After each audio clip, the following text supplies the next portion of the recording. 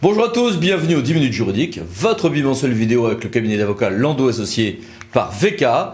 Comme tous les 15 jours, des brèves et un grand dossier qui, c'est la saison, va être le survol de la loi de finances. Mais tout de suite, 15 brèves pour 15 jours, avec tout d'abord un grand focus sur la responsabilité pénale. L'Observatoire de la SMAC fait tous les ans un rapport. Ce rapport est cette année tout à fait passionnant, avec beaucoup de jurisprudence et des statistiques passionnante et un peu terrifiante, puisqu'on découvre que le nombre d'élus locaux et de fonctionnaires territoriaux condamnés reste stable, mais que le nombre de mises en cause pénales, mises en examen, explose, et en fait les enquêtes préliminaires explosent plus encore.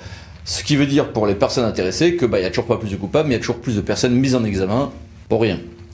Avec une prédominance du délit de prise illégale d'intérêt et d'atteinte au marché public, c'est vraiment les deux zones dangereuses, faut le dire et le redire. Les infractions de négligence et d'imprudence, homicide de blessure par imprudence à titre principal, restent sous contrôle. Merci la loi Fauchon.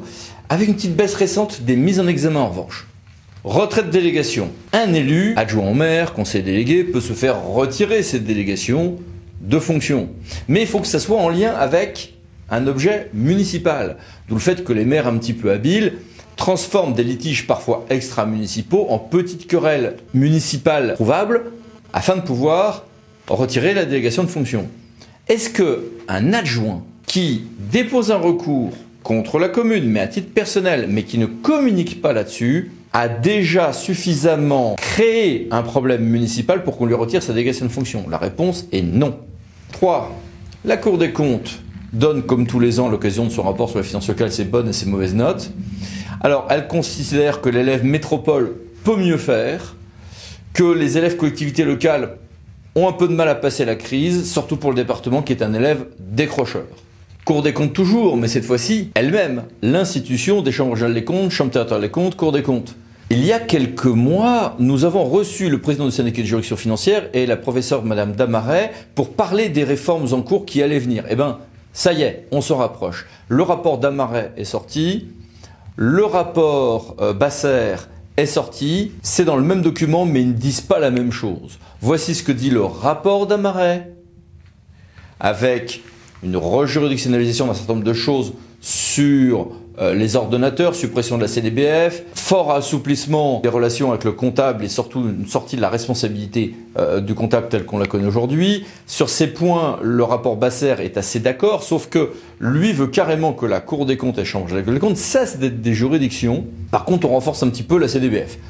La Cour des comptes a riposté dès le 18 décembre en disant que non, il fallait qu'elle reste une juridiction. À suivre. Fonction publique, on a eu 2 décrets sur le forfait mobilité durable, FPT, FPH, et le décret sur le congé de proche aidant, qu'on appelle parfois le relayage ou le terme canadien baluchonnage. Ces décrets sont sortis également pour les contractuels de droit public et fonctionnaires. Le Conseil d'État, de son côté, et le Conseil constitutionnel n'étaient pas tout à fait mis d'accord après décision de mai, du 1er juillet, du 3 juillet, de septembre, sur ce que l'on doit faire et qui est le juge des ordonnances de l'article 38 de la Constitution quand il n'y a pas eu de loi de ratification dans les délais.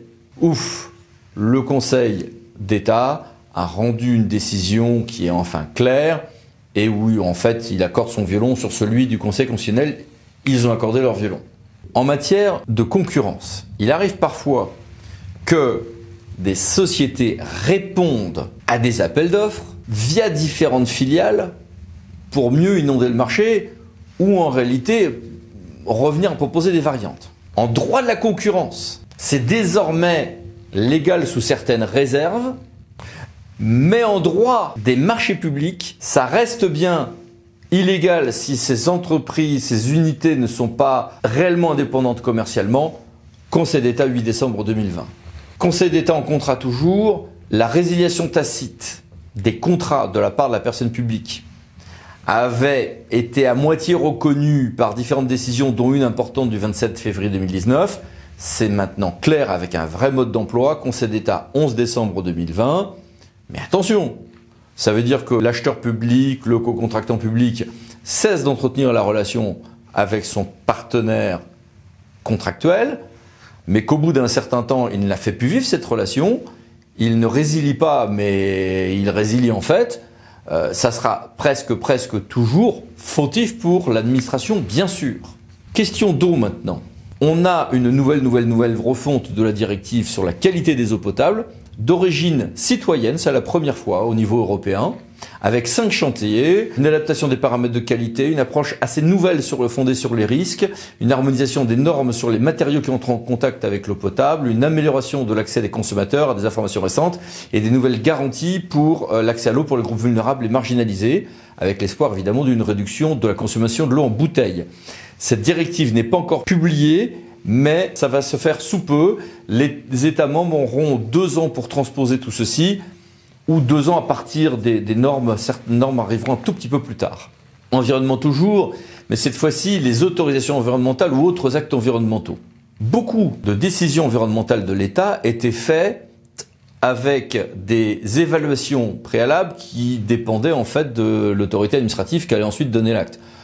C'était pas assez impartial, pas assez indépendant, ça donnait lieu à pas mal de censures contentieuses. Ces censures contentieuses, pour éviter qu'elles n'explosent, il y a eu une validation législative. Dans quelles conditions cette validation législative est-elle conforme?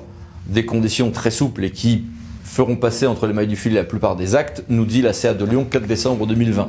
Le Sénat de son côté a planché sur les élections, encore et toujours. On a parlé, il y a quelques semaines ensemble, de la possibilité d'assouplir les procurations. On va vers ça. On a parlé de la possibilité de faire quelques souplesses sur le bureau de vote. À suivre. On a parlé d'un report à juin. C'est quasiment acté. Mais on a beaucoup parlé de la possibilité de faire des élections par correspondance ou par voie électronique. Le Sénat estime qu'il n'a pas le temps de sécuriser tout ceci d'ici à juin et donc, tout en retenant le principe peut-être, enterre le dossier pour l'instant sous l'œil amusé du gouvernement puisque c'est ce qu'il préconisait depuis le début. Descendons au niveau de l'administré maintenant.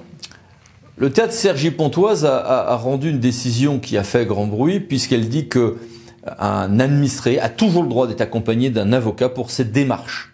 Alors, en l'occurrence, c'était sur le droit des étrangers, ok, mais si j'applique ceci à la règle et que ça remonte de même nature, dans le même sens, jusqu'au Conseil d'État par exemple, ça pourrait changer la vie de pas mal d'administrations parce que les usagers auraient toujours une sorte de droit à se faire accompagner d'un avocat. Emploi maintenant. La loi sur l'emploi dans l'activité économique, c'est une amélioration avec beaucoup de choses sur l'amélioration de l'insertion par l'économie. Et le territoire zéro chômeur de longue durée, cette loi est enfin publiée. Aide toujours, mais aux collectivités. Il y a eu des instructions importantes sur l'aide pour les ponts ruraux, un pont d'or pour les ponts ruraux, aide importante aussi sur l'outre-mer, à voir. Et enfin, déploiement des tests antigéniques au sein des entreprises et des collectivités, 2 circulaires à connaître, et attention, voici, il y a des références, car parfois il faut aller se faire déclarer avant d'engager ce genre de démarche. Mais passons au dossier, survolons la loi de finances. Après 8800 amendements, la loi de finances initiale a été définitivement adoptée. Elle n'est pas encore passée au Conseil constitutionnel. Elle formalise et précise le plan de relance, 100 milliards quand même jusqu'en 2022, donc 42 avant de fin 2011, et 4 milliards par exemple pour la rénovation énergétique des bâtiments. Elle prévoit une baisse des impôts de production, très discutée bien sûr, et elle confère au bloc communal un filet de sécurité sur les recettes fiscales. Ce n'était pas dans le texte initial. Alors sur tout ceci, posons des questions à Marc-Antoine Vincent de Challenge Public, à Pascal Emès d'Emès Conseil et à Jean-Baptiste Gaudin de Public Avenir. Bonjour à tous. Bonjour à tous. Alors, tout d'abord, Marc-Antoine, est-ce que tu peux nous faire une synthèse des mesures supposées soutenir les collectivités ? La loi de finances pour 2021, c'est celle du plan de relance à 100 milliards d'euros, dont une quarantaine pour 2021. Un tiers de cette somme sera consacré au territoire et distribué dans le cadre d'enveloppes régionales ou infrarégionales, notamment au niveau intercommunal. Il y aura donc de l'argent en 2021 pour investir, à condition toutefois de rentrer dans le cadre stratégique fixé par l'État. Les canaux habituels du soutien à l'investissement local, la DETR, la DSIL, la DPV, seront quasi stables, autour de 1,5 milliard d'euros.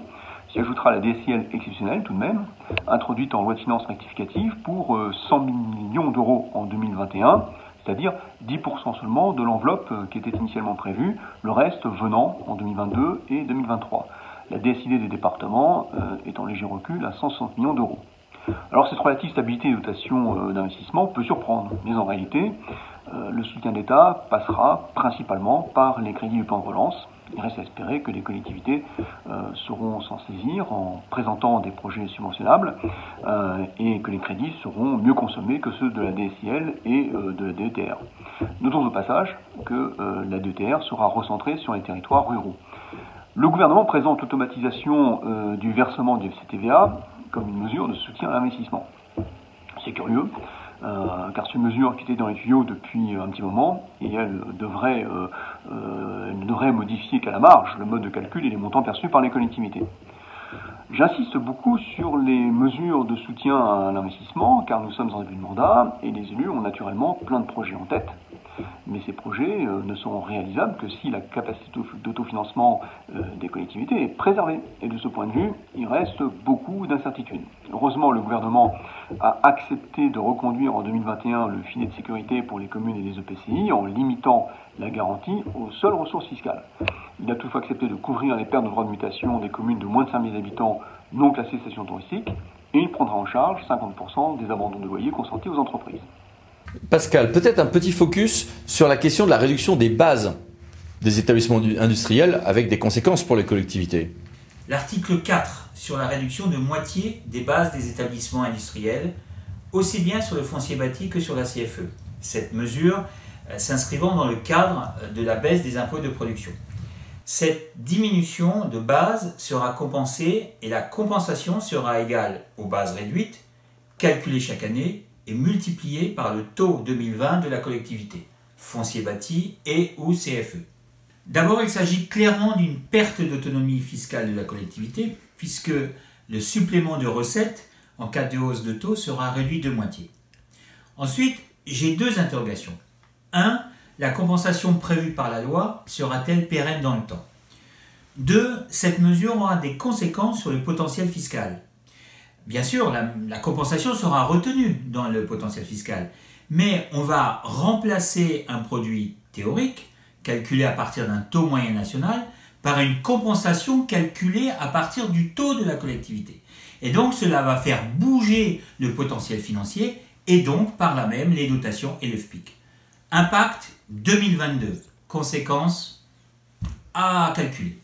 Et Jean-Baptiste, est-ce que tu pourrais rapidement nous brosser les autres aspects importants de cette loi de finances initiale? Depuis 2018, les relations entre l'État et les collectivités locales peuvent se résumer en deux constats. Le premier constat, c'est que contrairement aux deux précédentes mandatures, les collectivités locales n'ont pas subi de baisse de leur dotation globale de fonctionnement. Celles-ci ont très légèrement progressé depuis 2018 et l'État a renforcé également le soutien, le niveau des dotations de soutien à l'investissement territorial. Le deuxième constat, c'est que l'État, depuis 2018, a voulu une réduction très importante des impôts pour les ménages et les entreprises. Ce sont ainsi près de 40 milliards d'euros de baisse d'impôts à horizon 2023. Sur ces 40 milliards, 60% concernent les collectivités locales, taxes d'habitation et impôts de production. Deuxièmement, ces baisses d'imposition sont aujourd'hui uniquement financées par du déficit et de la dette publique, compte tenu que la croissance ne sera pas au rendez-vous pour les prochaines années. Pour les collectivités, dans leur prospective financière et dans la stratégie du projet de territoire, il sera donc très important d'anticiper, au moins à partir de 2023, un effet important du contexte financier qui se traduira soit par une nouvelle baisse des dotations après les élections présidentielles, soit par l'approfondissement de la stratégie des contrats de Cahors, c'est-à-dire demander aux collectivités de maîtriser davantage l'évolution de leurs dépenses de fonctionnement. Cette nouvelle stratégie ne pourra pas se faire sur la même marge de manœuvre fiscale. C'est donc toute une nouvelle réflexion sur le financement du territoire et l'allocation des ressources qui devra être mise en œuvre dès maintenant. Bien, merci à tous. Au revoir. Merci. Merci, Merci. au Au revoir. revoir. Au revoir. Et puis merci à vous, merci à tous, excellente fête de fin d'année, à bientôt, au revoir, pensez à vous abonner, joyeuses fêtes.